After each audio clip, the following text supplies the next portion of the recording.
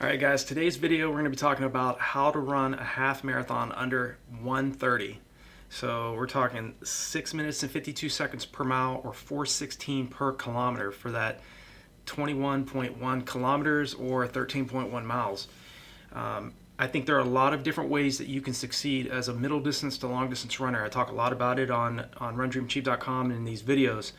I think it's really critical to continue to focus on training at speeds that are far greater than your goal race pace. It's really easy to talk about, training faster than you're wanting to run, and it's very critical that in order to be able to sustain pace over the 13.1 mile, 21.1 kilometer race, you're going to have to, it's even more of an anaerobic event than the marathon. The marathon is more aerobic, as is the half marathon. It's not so much like the 5K or the mile or the 10K, but the shorter the distance, the more anaerobic it's going to become.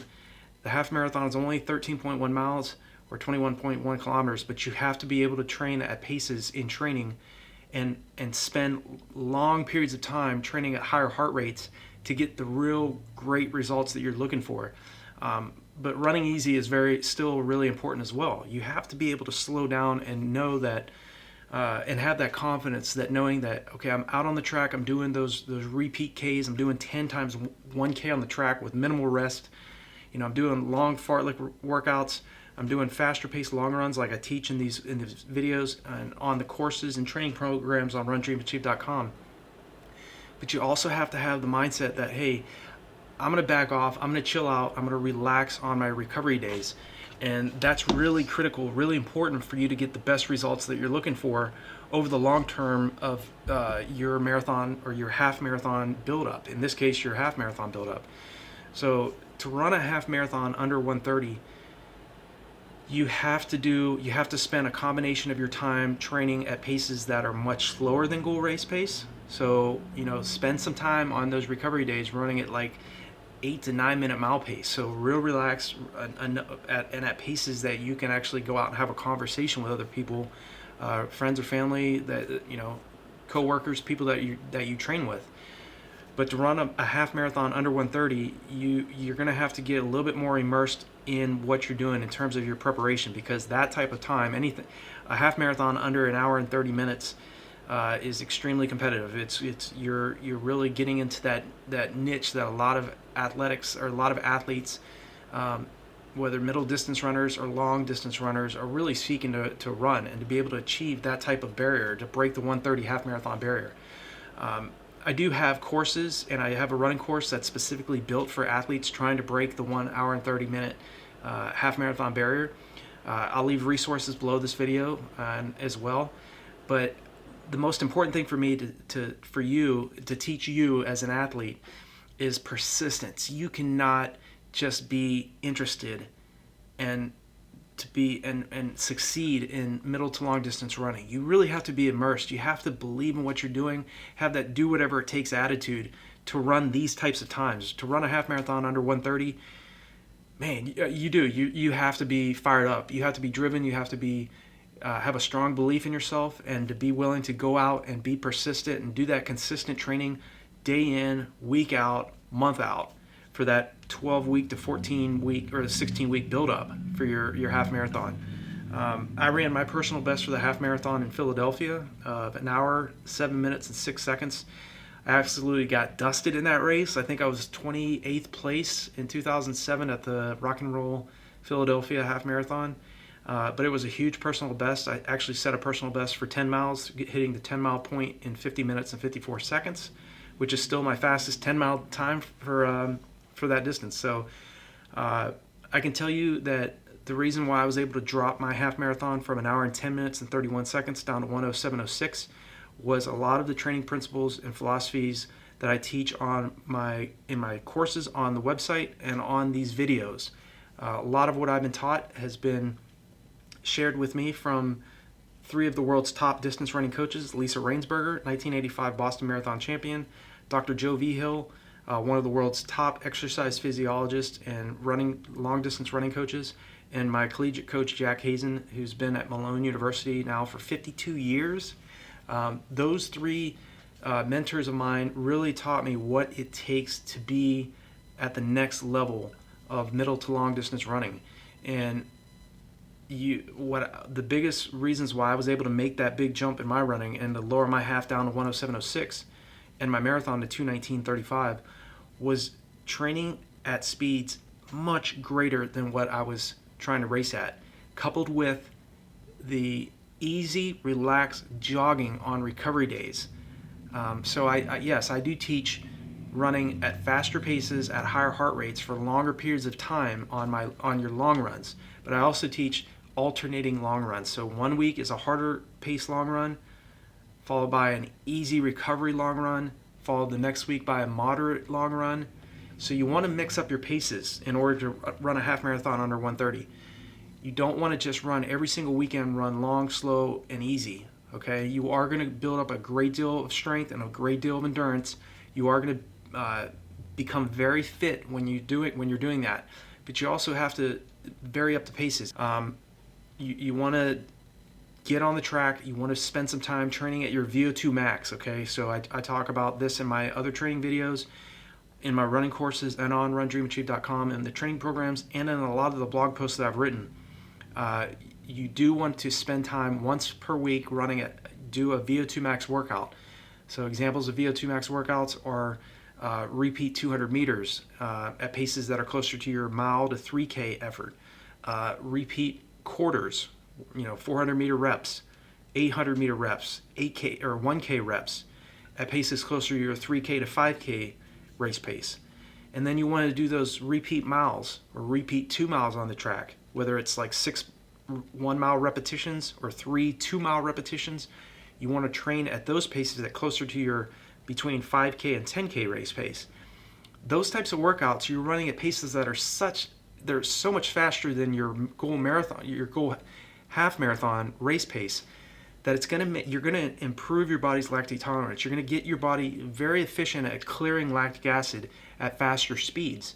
And that's why the top distance runners, middle distance runners, and long distance runners, it's why they make it look so easy, because they have stressed their anaerobic system so often, and they've really paid attention to running really relaxed and much slower on the recovery days, that they've gotten to their top event, their whether it's the half marathon or whatever event they're at, they've peaked properly. I believe in a 10-day taper rather than a 3-week taper, and I teach that in my running courses and on the training programs that I've created as well. A lot of my training philosophy is around heart rate monitor training. And the reason why I believe in this is because Joe Vigil taught me, Jack Hazen taught me, and Lisa Rainsberger taught me. Lisa was a 1985 Boston Marathon champion. She ran 2:28 for the marathon, 52:10 for 10 miles, one of the best long distance runners in history, the female top distance runners in all of American history, and known worldwide for what she did. Dr. Joe Vigil, one of the world's top exercise physiologists. Jack Hazen, one of the top distance running coaches in the world. And these are mentors that have taught me the importance of focusing more on training at your heart rate, focusing more on heart rate rather than worrying about, okay, I hit this mile split at this pace, that was too slow, I'm out of shape. You scratch all that altogether. You're focusing more on disciplining yourself to stay in one specific heart rate zone for long periods of time. And if you focus on heart rate, trust me, the kilometer splits and the mile splits and your fitness will come eventually. But you got to focus on the fundamentals first. I've been around, I've been running for 28 years. I made 2 World Armed Forces World Cross Country teams, earned a 2008 USA Track and Field Olympic Trials A standard time in the marathon. So I know what I'm talking about. I've been around, I've dealt with frustrations just like you. I didn't have a lot of talent myself, and I had to rely on my work ethic. I had to work on training smarter rather than harder, because we all know there's plenty of hard-working athletes out there that are trying to run a half marathon under 130 that don't break that time. And it's not because they don't have what it takes. A lot of athletes have the physical capability, but there's more that goes into performing well at the half marathon distance than just physical training. You have to get beyond just the physical aspect. There's a mental training aspect. How often are you thinking about success on a daily basis? How badly do you want to break an hour and 30 minutes? What steps are you taking? What are you doing in your off hours when you're off the track, when you're off the roads? Are you staying up late? Are you partying all the time? Yeah, it's good to have a good time. Don't get me wrong. Still have a great time. But have the discipline to get to bed at a decent time, making sure you're hydrating well after your workouts, making sure you're running long enough. To run a half marathon under 130, you also have to build that strength. You have to build that stamina. So you have to get very good at running much further than 13.1 miles or 21.1K. Okay, get out to where you can do a 20-mile long run, or 32K for 10 or 32K for your long run. That's going to make 13.1 miles feel much easier. But also doing those hard VO2 Max workouts, extending the amount of time you're spending at your anaerobic threshold, at your AT pace. Depending on your age, it's going to vary, okay? So